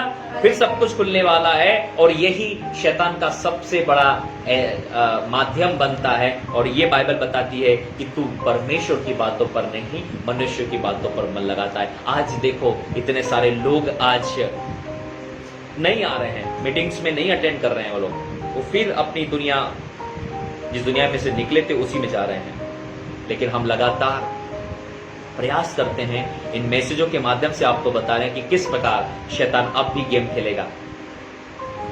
शैतान के पास आपको पता है, जब वो स्वर्ग से गिराया, जब यीशु मसीह ने उसे क्रूस पर हराया, उसकी बुद्धि भ्रष्ट हो गई। सब बोले उसकी बुद्धि भ्रष्ट हो गई। शैतान में अकल नहीं है, वो नया प्लान नहीं बना सकता, पुराना ही यूज करता। आप जितने भी उसके प्लान देखोगे सब पुराने हैं, वो पुरानी कैसेट ही उसके पास में, उसको नई कैसेट बनाने की परमिशन नहीं है। कई लोग बोलते शैतान का नया आया। अरे मेरे भाई, शैतान कुछ नया कर ही नहीं सकता, नया आहपुर में कर सकते हैं। शैतान वही पुराना तरीका अभी भी और वही पुराना तरीके से सबको फंसा लेता। मैं तो आपको उत्पत्ति से बताया ना, कहां से बताया मैंने आपको? कौन सा नया तरीका बताया? मैं भी आपको उत्पत्ति से फिर लेकर जाऊंगा कि परमेश्वर की बातों पर नहीं परंतु शैतान की बातों पर मैं उत्पत्ति से मैं आपको सिखाता हूं, फिर से वहीं पर लेके चलता हूं। आप कहोगे कि पुराना तरीका है भैया, ये नया तरीका बनाया शैतान ने। शैतान की नई योजना है, कोई शैतान की नई योजना है, उसके बाद नई योजना है ही नहीं। आप जब कहोगे मैं आपको यही बोलूंगा उसकी पुरानी योजना है, बाइबल से बात करूंगा, पुरानी बिल्कुल घिसी पीटी कैसेट चलाकर भी वो बहुत सारे लोगों को भरमा देता है। और यहां पर हम नया नया प्रकाशन, नया नया अभिषेक, नए नए बातें बताते हैं तो भी लोग मानने को तैयार नहीं और शैतान की पुरानी घिसी पीटी बातें सुनने को तैयार हैं। देखिए दूसरा पद, उत्पत्ति 3:2। स्त्री ने सर्प से कहा, इस वाटिका के वृक्ष के फल हम खा सकते हैं, पर जो वृक्ष वाटिका के बीच में है। चलो पहले पद को ही पढ़ो, वहीं पर मैं समझा देता हूं आपको। यहोवा परमेश्वर ने जितने बेले पशु बनाए थे उन सब में सरदूत था। और स्त्री ने स्त्री से कहा, क्या सच है कि परमेश्वर ने कहा तुम इस वाटिका के किसी वृक्ष का फल न खाना? किसी वृक्ष का फल न खाना। जबकि बात एक वृक्ष की हो रही थी, लेकिन शैतान ने माइंड को डाइवर्ट करने पे कह रहा क्या किसी वृक्ष का फल नहीं खाना? क्या हम कहीं पर भी नहीं जा सकते? क्या हम कुछ नहीं खा सकते? इस प्रकार की बातें होती हैं। वचन को समझ ही नहीं पाते हैं। प्रचारक की बात में ना बोर्ड जो आपको समझाना चाहता है उसको समझ ही नहीं पाते हैं। आप समझो मेरे भाई और बहनों, किसी भी चीज की अति हमारी जिंदगी में तकलीफ लेकर आएगी मेरे भाई और बहनों। जिस भी चीज के लिए आप परमेश्वर ज्यादा उसको महत्व देंगे, मैं आपको बताना चाहता हूं वो हमें विनाश की ओर लेकर जाएगी। यह लिखा है, शैतान बोला किसी भी वृक्ष के फल को नहीं खाना, किसी भी वृक्ष के फल को नहीं खाना। क्या हवा बोल रही नहीं साहब, इस वाटिका के 100 वृक्ष का फल खा सकते हैं।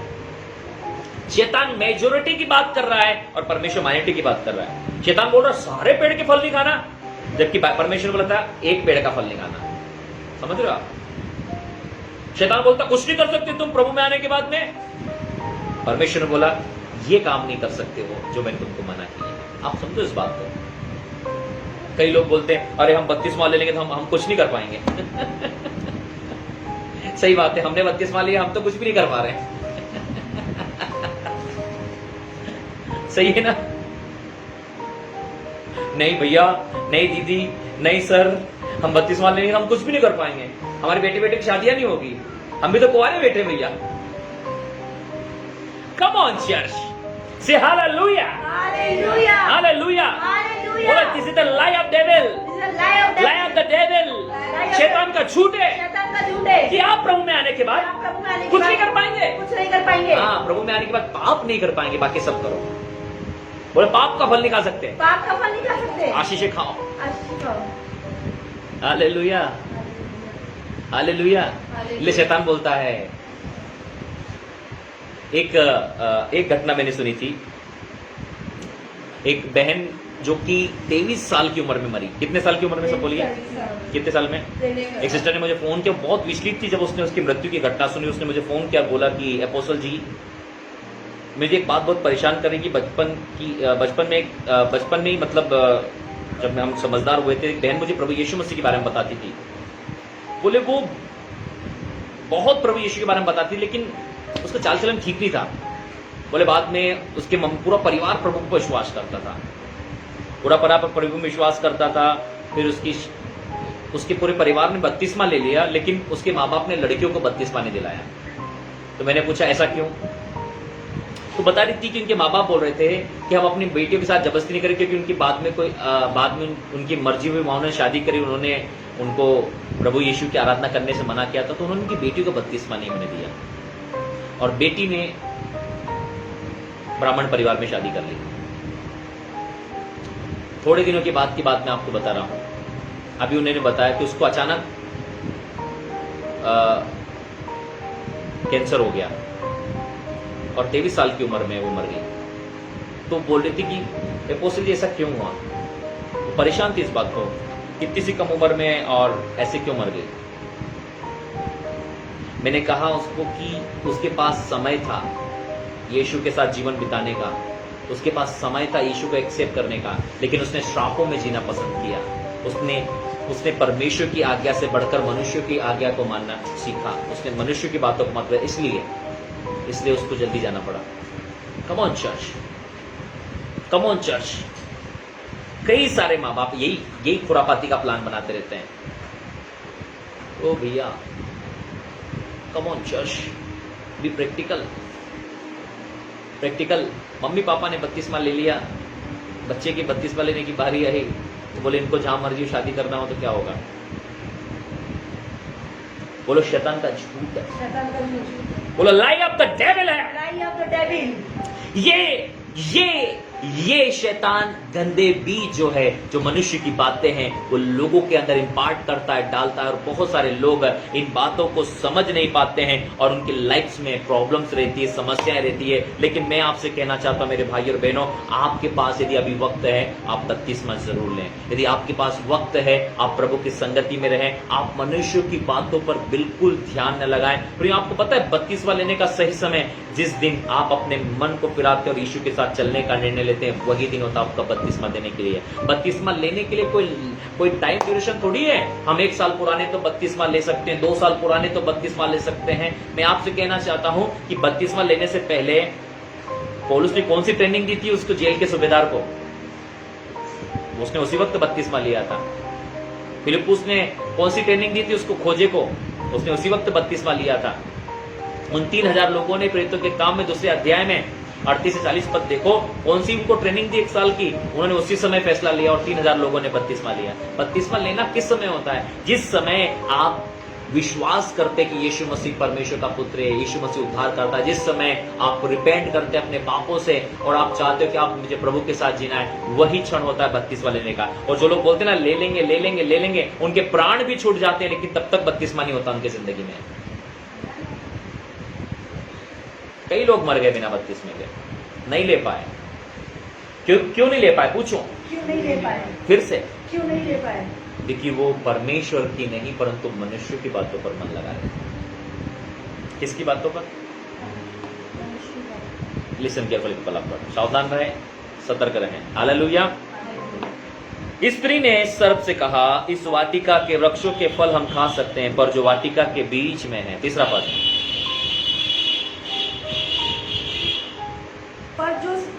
पर जो वृक्ष वाटिका के बीच में है, उसका फल के विषय में परमेश्वर ने कहा कि ना तो तुम उसको खाना और ना उसको छूना, नहीं तो मर जाओगे। तब सर्प ने स्त्री से कहा, तुम निश्चय ना मरोगे। तुम निश्चय ना मरोगे। मैं आपको बताना चाहता हूं कि जो सर्प और स्त्री के बीच में जो वार्तालाप है, ये कोई एक दिन की नहीं है। जैसा मैं आपको प्रचार कर रहा हूं, आज संडे का प्रचार लिया और सारा एक साथ सुना दिया, ऐसा नहीं चल रहा था। यहां पर ये कई दिनों की घटना है। यहां पर सर्प और स्त्री के बीच में गहरी मित्रता है। सांप और स्त्री जो है वो कई समय साथ रहे, वो साथ में वाटिका में घूमते थे और साथ में चर्चा करते थे। वो अलग अलग प्राणियों की चर्चा करते थे, अलग अलग पेड़ों की चर्चा करते थे, वो अलग अलग बातों की चर्चा करते थे। और यहां पर बाइबल बताती है कि एक दिन सांप ने बोला हवा से कि चला तुझे बाइबल स्टडी देता हूं मैं। हालेलुया। सांप काउंसलिंग कर रहा था हवा की। Hallelujah, hallelujah. तो यहां पर जो घटना हो रही है, यहां पर अब बात चल रही है कि कैसे उसने बात मान ली। क्या आप किसी भी व्यक्ति की बात मान सकते? मैंने आपको फ्राइडे भी ये बात बताई थी कि क्या कारण था। मैंने फ्राइडे बात बताई थी आपको, कितने लोगों सुन पाए या नहीं सुन पाए। जिन लोग नहीं सुन पाए वो फिर से सुन लीजिए। क्या कारण था? क्या कारण था कि हवा ने सांप की बात मानी? क्या कारण था कि हवा ने सांप की बात मानी? क्या हम किसी पे भी भरोसा कर सकते हैं सड़क पर चलने वाले व्यक्ति पर? हमारे घर में अभी कोई आया, बेल बजाया, घर में बैठा, और क्या हम वो हमारे घर में बैठेगा, हमसे बात करेगा, क्या हम उसकी बात पे भरोसा करेंगे? तो मेरा प्रश्न है कि क्यों हवा ने शैतान सांप की बात मानी? उसके पीछे कारण सुन लीजिए। कारण यह था कि सांप ने, शैतान ने हवा का भरोसा जीत लिया था। अब आंख बंद करके भी हवा सांप की बात मानती थी। सांप ने अपने आप को ऐसा डेवलप किया कि हवा उसकी हर बात मानने के लिए तैयार हो गई। सांप ने अपने आप को ऐसा प्रिटेंड किया, वो हर बात में विश्वास योग्य का काम करता था। थोड़े ही दिनों में हवा से उसकी ऐसी मित्रता हुई कि हवा अब कोई भी बात सांप बोलता था तो मान लेती थी। ये ऐसा है, हाँ बिल्कुल वो वैसा है। हवा, सांप ने वहां पर ज्ञान की बातें डालना शुरू की। सब बोलो, ज्ञान की बातें डालना शुरू करी। तब उसने ये वाली बात जब बोली तो हवा सोचने पर मजबूर हो गई। बोलो, हवा सोचने पर मजबूर हुई। क्या हम सही में नहीं मरेंगे? जबकि परमेश्वर ने वहां कभी डेथ की बात किया ही नहीं था।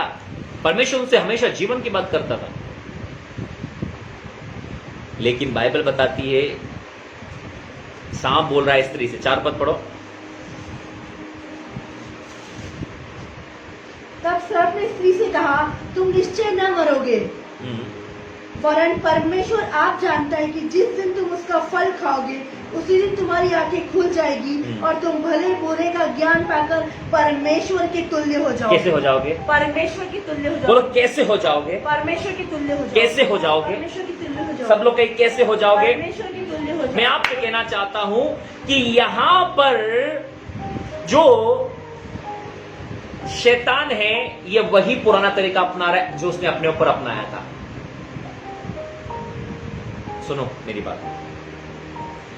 शैतान ने क्या बोला कि तुम परमेश्वर के तुल्य हो जाओगे, और शैतान भी खुद परमेश्वर के तुल्य होना चाहता था। क्या होना चाहता था? परमेश्वर के तुल्य होना चाहता था। मेरे साथ निकालिए आप जल्दी से, यशायाह उसका 14 अध्याय 14। हाँ, यशायाह नबी की पुस्तक। हाँ, बता रहा हूं मैं आपको। 14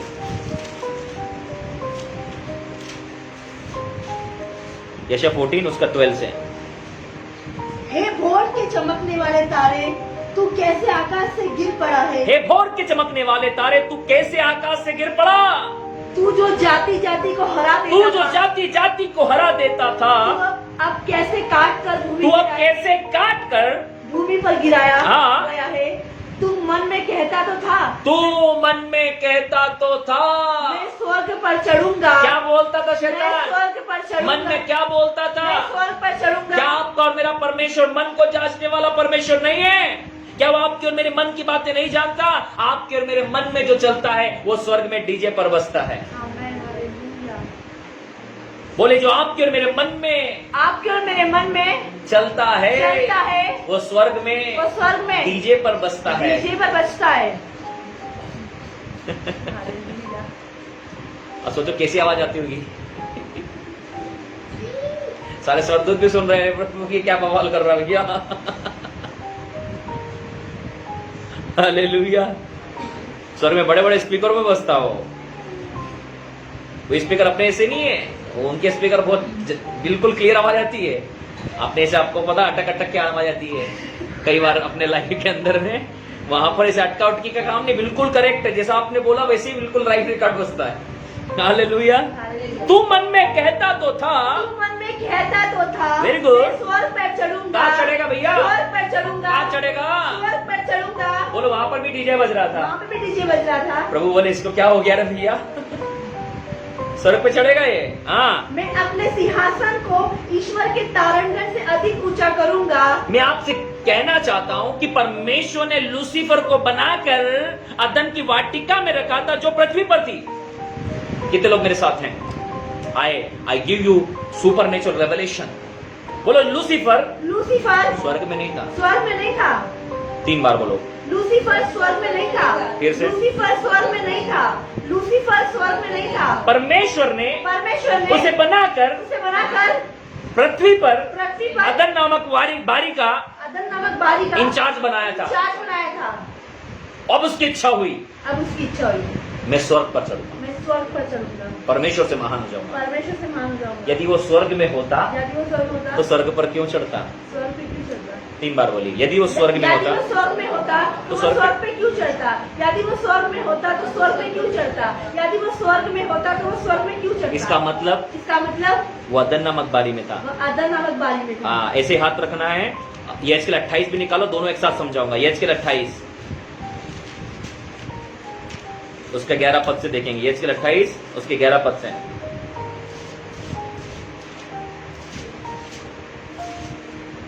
13 पद। तू परमेश्वर की अदन नामक बारी में था। कहा था? अदन नामक बारी में था। आदम कहा था? अदन नामक बारी में था। अदन नामक बारी में। परमेश्वर ने आदम को कहाँ रखा था? अदन नामक बारी में। और इस लूसीफर को कहाँ रखा था? लिखा है ना, लूसीफर को कहाँ रखा था? अदन नामक बारी में। समझ लीजिए आप लोग, ये गहराई की बातें है ना, समझ लीजिए। शैतान भी अदन नामक बारी का इंचार्ज था।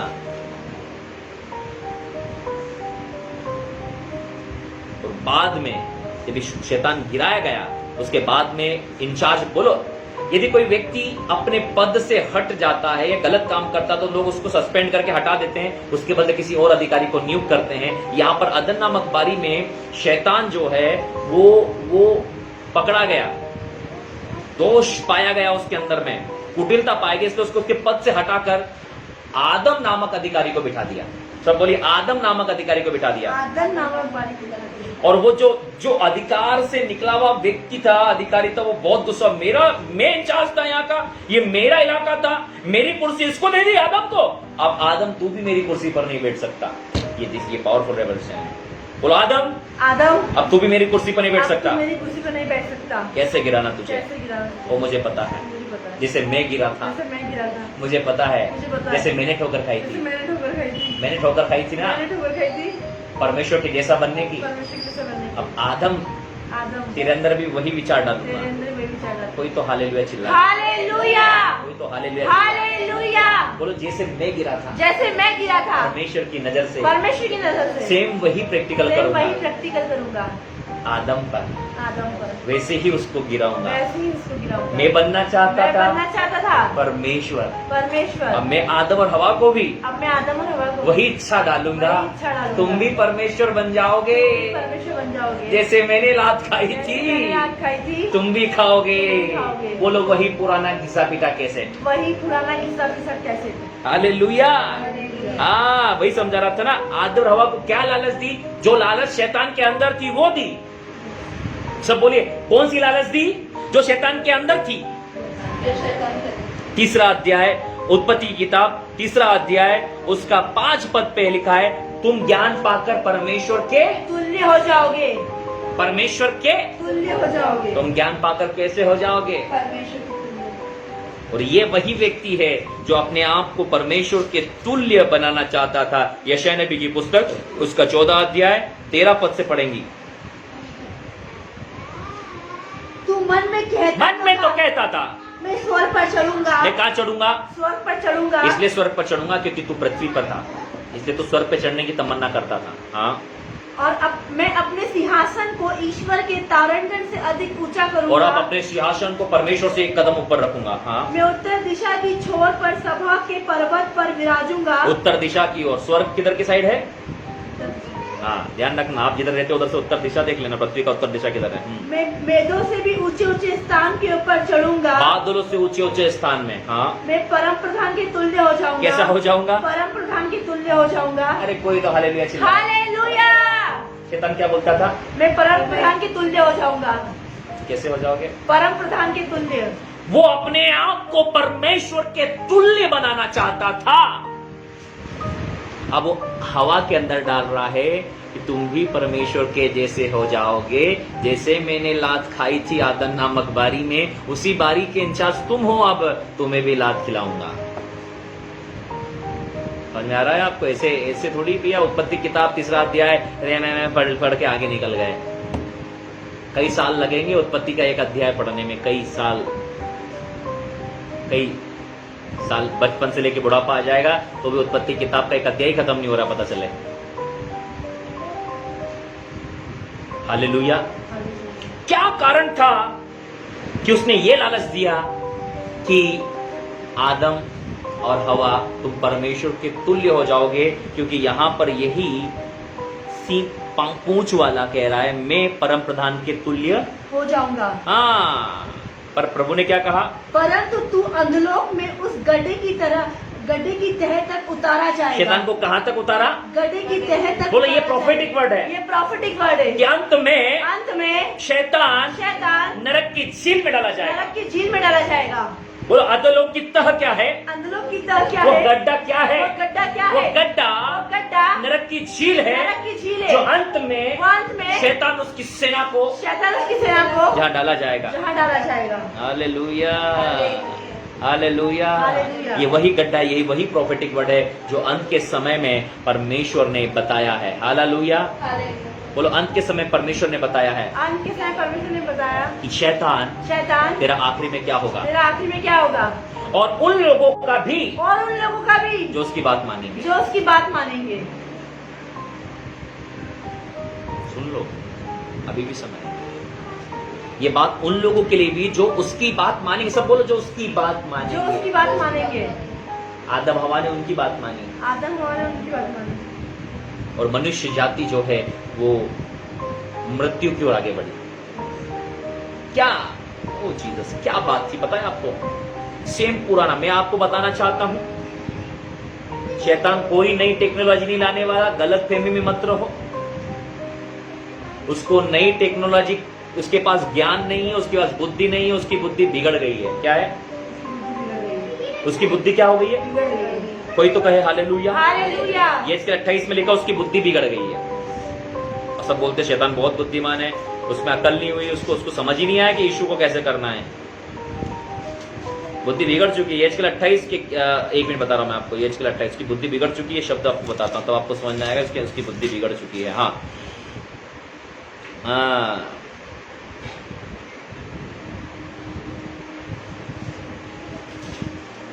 17 पद, एचकेल 11 तो एचकेल 28 का 17। सुंदरता के कारण तेरा मन फूल उठा था और वैभव के कारण बुद्धि बिगड़ गई थी। बुद्धि क्या हो गई? बिगड़ गई थी। सब 3 बार बोले। बिगड़ गई थी। बुद्धि बिगड़ गई। बुद्धि बिगड़ गई थी। 3 बार बोले। बुद्धि बिगड़ गई थी। बुद्धि बिगड़ गई थी। बुद्धि बिगड़ गई थी। Hallelujah, hallelujah. बोलो शैतान की अब बुद्धि बिगड़ गई है। अब बुद्धि बिगड़ गई है। जैसे मोबाइल बिगड़ता है, जैसे घड़ी बिगड़ती है, जैसे कार बिगड़ती है, वैसे उसकी बुद्धि बिगड़ गई। जो लोग बिगड़ी हुई चीज कभी ठीक नहीं चल सकती। इसलिए शैतान जितने भी प्लान बनाता है वो सब बेकार चले जाते हैं। बोलो शैतान जितने भी प्लान बनाता है वो सब बिगड़े हुए होते हैं, चल ही नहीं पाते आगे।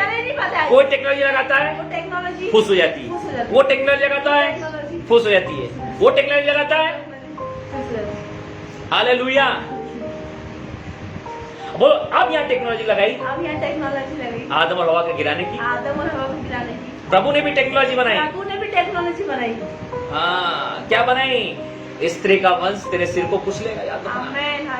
मैं अपने बेटे को भेजूंगा और वो तेरे प्लान को फिनिश करेगा।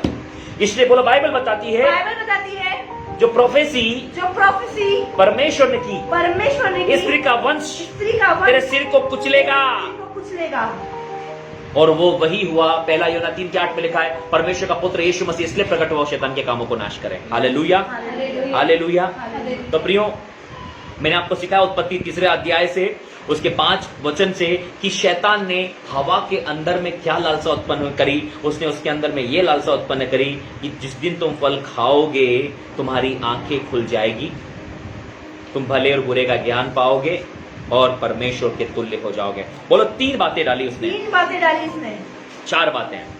सबसे पहली बात तुम नहीं मरोगे। जो इस दुनिया में आया है उसे जाना होगा। ठीक है, पहली बात बोले तुम न मरोगे। दूसरी बात तुम्हारी आंखें खुल जाएगी। आदम और हवा की आंखें पहले से ही खुली हुई थी। अभी कौन सी आंखें खोलना चाहता है? शैतान अब पाप की आंखें खोलना चाहता था। बोलो शैतान पाप की आंखें खोलना चाहता था। जो शैतान की बातों में आते हैं उनकी पाप की आंखें खुल जाती है। आपने देखा जितने भी तंत्र मंत्र जादू टोना करने वाले हैं ये सबसे ज्यादा व्यभिचार में लिप्त होते हैं, सबसे ज्यादा व्यभिचार में लिप्त होते हैं, और जो इनके पास जाते हैं वो उनके साथ ही व्यभिचार करते हैं। क्यों? क्योंकि उनकी पाप की आंखें खुल जाती है। शैतान क्या करता है? उनकी आपकी आंखें खोल देता है। यदि हम परमेश्वर के पास आते तो वो हमारी आत्मिक आंखें खोलता है। आमीन। कौन सी आंखें खोलता है? आत्मिक आंखें, बोलो बुद्धि की आंखें बुद्धि की खोलता है। आंखें। हमें समझ में आता है हमें समझ में आता है इतने सालों से जो मैं कर रहा था इतने सालों से जो मैं कर रहा था वो सब बेकार वो था, सब बेकार था, बिना मतलब के था। बिना मतलब मैं कितना बेवकूफ था, मैं कितना बेवकूफ, इधर उधर भटकता था, इधर उधर भटकता था, ऐसे ऐसे काम करता था। ऐसे ऐसे काम। अब मैं खुद जो अपनी जिंदगी में 17 साल किया हूं,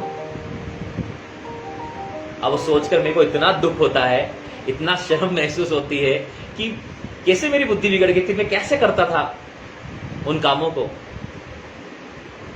लेकिन जब परमेश्वर में आया, जब यीशु मेरी जिंदगी में आया तो बोलो आंखें खुल गई। आंखें खुल गई। बोलो यीशु आता है यीशु आता है तो संसार की आंखें बंद होती है, संसार की आंखें बंद होती है, मन की आंखें ज्योतिर्मय हो मन जाती की है, आंखें ज्योतिमय होती है, तो आपको सब साफ दिखने लगता है। सब साफ दिखने लगता है।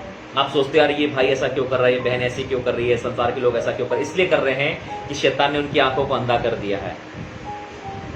हालेलुया, है ना। जल्दी से मेरे साथ निकाल ले 2 कोरिन्थियों 4:4, ये वचन बोलकर मैं समाप्त करूंगा। ये वचन पढ़ लीजिए जल्दी से, तेजी से।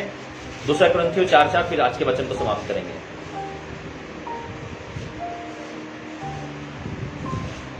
और उन अविश्वासियों के लिए, किनके? और उन अविश्वासियों के लिए, किसकी बात हो रही है? और उन अविश्वासियों के लिए, बोला विश्वासी की नहीं हो रही, विश्वासी की नहीं हो रही है, विश्वासी की बात नहीं है, विश्वासी की बात नहीं, विश्वासी की आंखें विश्वासी की आंखें खुली होती खुली है। होती है। 3 बार बोलो, विश्वासी की आंखें खुली भी होती है, विश्वासी की आंखें खुली भी होती है, विश्वासी की आंखें खुली भी होती है, विश्वासी की आंखें खुली भी होती है। बात हो रही है अविश्वासी के लिए। पढ़िए, और उन अविश्वासियों के लिए जिनकी बुद्धि जिनकी बुद्धि इस संसार के ईश्वर ने अंधी कर दी है, जिनकी बुद्धि संसार के ईश्वर ने अंधी कर दी क्या है। अंधी करी है? बुद्धि, क्या अंधा करा है? बुद्धि, क्या अंधा करता है शैतान? बुद्धि। यहाँ पर आदम और हवा के अंदर में वो बुद्धि को खोलने नहीं आया था, उनकी बुद्धि को क्या करने आया था? अंधी करने आया। ये लॉजिक है। मैं आपको उत्पत्ति किताब 3 अध्याय से बात कर रहा हूं, एक ही वर्ड्स पे बात कर रहा हूं आपसे। इस संसार के ईश्वर अर्थात शैतान ने उनकी बुद्धि को क्या कर दिया है? अंधा कर दिया है। जिनकी बुद्धि अंधी हो गई, अब कितना भी समझाओ, अरे ये गलत है भाई, ये क्या कर रहे हो, उनको नहीं समझ में आएगा। हमारे इसके बारे में कैसा बोल दिया, हमारे इसके बारे में कैसा बोल दिया, काट देंगे। मुझे आज तक एक बात समझ में नहीं आई, यदि आपको समझ में आया तो आप बताना। हम परमेश्वर की रक्षा करते हैं, परमेश्वर हमारी रक्षा करता है। मैं कहता हूं परमेश्वर मेरी रक्षा करता है, इसलिए मुझे परमेश्वर की रक्षा करने की जरूरत नहीं है। फिर से एक बार समझाने की कोशिश करूंगा। आप पर और मैं परमेश्वर की रक्षा करते हैं या परमेश्वर हमारी रक्षा करता है? कई लोग परमेश्वर को बचाना चाहते हैं, हम अपने परमेश्वर को बचा रहे हैं। मैं आपसे कहना चाहता हूं, मुझे अपने परमेश्वर को बचाने की जरूरत है, मुझे तो उसके बचावे की जरूरत है। मैं प्रार्थना करता हूं, प्रभु तू मुझे बचा, प्रभु तू मुझे संभाल। जिस दिन ये अंतर समझ जाओगे तो आप ये बात भी समझ जाओगे परमेश्वर ने आपकी बुद्धि को खोल दिया है। और यही बात शैतान ने डाली है लोगों की बुद्धि को अंधा करके। क्यों बुद्धि को अंधा करता है? पढ़िए।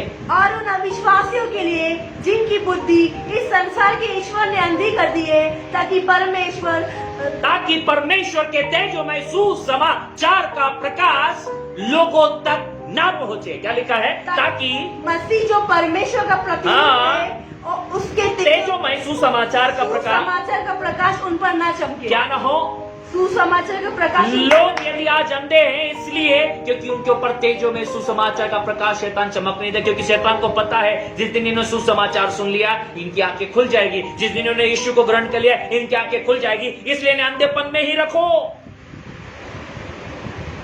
Come on church. इसलिए यहां पर ऑलरेडी सुसमाचार आदम और हवा के पास था, इसलिए शैतान उनकी आंखें बंद करने के लिए आया था। वो बोल रहा था कि तुम्हारी आंखें खुल जाएगी, लेकिन दरअसल हुआ क्या? पाप की आंखें खुल गई और आत्मिक आंखें बंद हो गई। सब बोलिए फल खाने के बाद आंखें खुली, आंखें खुली, लेकिन आत्मिक आंखें बंद हो गई लेकिन आत्मिक आंखें बंद हो और गई, संसार की आंखें खुल गई। संसार की आंखें खुल गई, तुरंत ये हुआ। तुरंत नहीं हुआ। ये बात आज मैं आपको समझाना चाहता हूं मेरे भाई और बहनों, ये बात मैं समझाना चाहता हूं। यदि आप चाहते कि आपकी आत्मिक आंखें खुली रहे तो आपको पाप से दूर रहना पड़ेगा। आज मैंने आपको बहुत सारी शैतान की चालों के बारे में बताया है। जो लोग अभी जुड़े हैं, मैं कहना चाहता हूं फिर से एक बार इस मैसेज को सुने, और ये मैसेज दोबारा सुनने लायक ही है, क्योंकि दोबारा सुनकर ही हम अच्छे से स्टडी कर पाएंगे, और यदि आप और मैं स्टडी करेंगे तो हम और लोगों को भी स्टडी दे पाएंगे। हमें वचन केवल अपने तक सुनने के लिए नहीं रखना कि वाह बहुत मजा आ गया, आज अपोस्टल जी ने बहुत अच्छा प्रकाशन दिया। प्रकाशन तभी सार्थक होता है प्रिय, प्रकाशन तभी सिद्ध होता है जब ये किसी और के पास पहुंचे। पहले एक बार और आप सुने, जरूरत की बातें लिखे और किसी और को सुनाए। क्यों? क्योंकि आप उसको सुनाओगे तो उसकी भी आंखें खुल जाएगी। अरे यार मैं क्या कर रहा था इतने दिन से, अच्छा आपने बता दिया, अब मैं शैतान की चाल में नहीं फंसने वाला, शैतान की जाल में नहीं फंसने वाला। और परमेश्वर यही चाहता है आपको शैतान की चाल से और जाल से बचाने के लिए। हालेलुया। और इन्हीं वचनों की तरह परमेश्वर आपको बहुत ऐसे आशीष दे, परमेश्वर आपको बढ़ाए, उन्नत करे, संपन्न करे, आप फले फूले और परमेश्वर बढ़ते जाएं और शैतान की चालों से आजाद रहे। मेरी प्रार्थना है